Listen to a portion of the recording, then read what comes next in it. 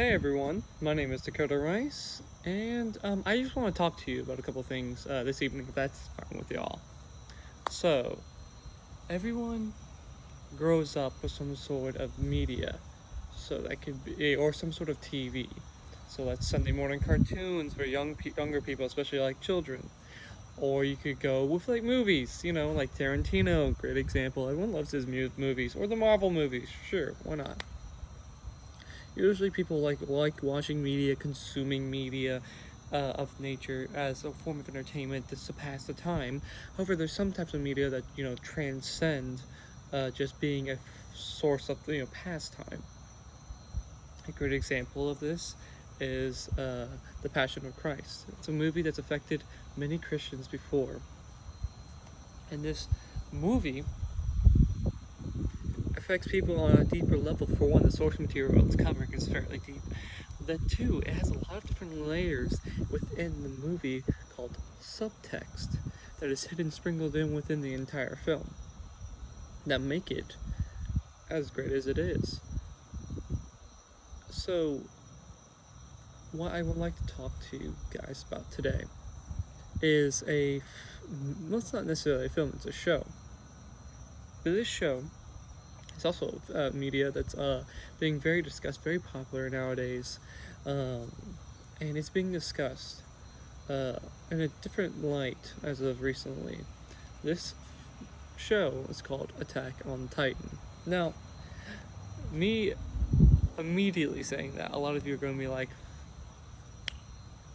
clicked off because this is an animated show, and so most Western audiences don't view some form of animation to tell an actual really in-depth story, because we're usually to associate animation with kids, like Despicable Me or any sort of kid-friendly movie, Pixar, stuff like that. While over on the East, animation's used in a lot more medium, as a wider medium than even live-action film there. It's way more far-branching things, and so through that, they tell a lot of different stories. And this story, actually, Attack on Titan, sprouted in Japan, but has risen in popularity for several different reasons, especially in America. This is a story about two nations fighting against each other. Uh, One that has a Nazism approach against this other nation, kind of like subduing their citizens, and putting them in internment camps because they can turn into monsters, and having like this racism towards them, while the other people obviously just want to be free from this oppression. Well, I just gave you the synopsis of the show, and you're already probably compelled. You were like, you're interested. Obviously, it's part of the reason the show is so popular to begin with. Us as humans, that entire premise is just gripping, and it's rich for storytelling, which Isayama, the writer, uses to great effect. The reason I'm bringing this up, though, is because within the show, some people are accusing the show for having some subtext for Nazism propaganda in it, or far right propaganda for it.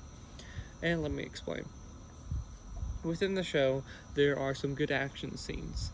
And within an action show, you would assume there'd be good action scenes. What is a Tarantino movie without its good action scenes? What is a Marvel movie without its high budget animated or choreographed fights? With this one, it's no different, but people are coming at it because the people who are enacting the fighting in the show are actually the military. So people say, well, then it's obviously pro-military if there's some cool scenes with the military being, you know, really cool, doing some action stuff. Then you get to the point where, obviously, since it's an internment camps, some of the LD nation, which is the main character's nation, is interpreted to be, at least somewhat like Jews, or some relation, a correlation to it. And a lot of people take issue with that because the LDs in the show, obviously, like I said beforehand, can turn to monsters. And so, obviously, what are you trying to say with subtext if your things that are supposed to be Jews can turn into monsters. And while I do think some of these are decent criticism or different or a decent try to look into it, for me personally, I don't see it as that way. For a while, yes, there are some moments of the military being amazing, or some military characters being super cool with their action fights. A lot of the show is the brutality of war. The beginning episode is literally how the main character's mother dies, and basically in a mission from the other nation to invade their nation. Or in the beginning of season 4, it's a similar thing where the main character becomes from victim, so now he's aged up, to perpetrator, and does the same exact thing to the other nation. While in doing that, creates a child, like a child who's just an innocent girl that we got to meet in the beginning of season 4, then begins to hate all of his people, all Eldians, thinking they're monsters, replicating his words that he had as a child. I'm sorry, my lights just went out over here. There we go. Sorry, ignore that for me, please.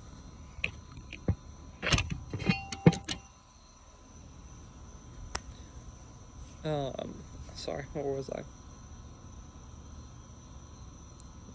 I'm sorry. That just took off my entire train of thought. Oh, so while there are cool moments, because obviously you're gonna like the characters, a lot of the series itself is the futility of war and how it's just this endless cycle of hate. And with the Jew approach, while I do think the Eldian people have some coralities to the Jews, I don't think it's a one-to-one comparison. I think it's just some sort of like it's part of the inspiration, not just to be a like some sort of jab at the Jewish culture in of itself.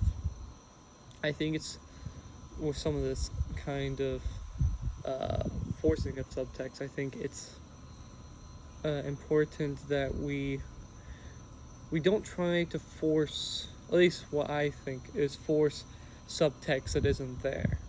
That it was never the author's original intent for it to be there. That's just me, and that's my speech.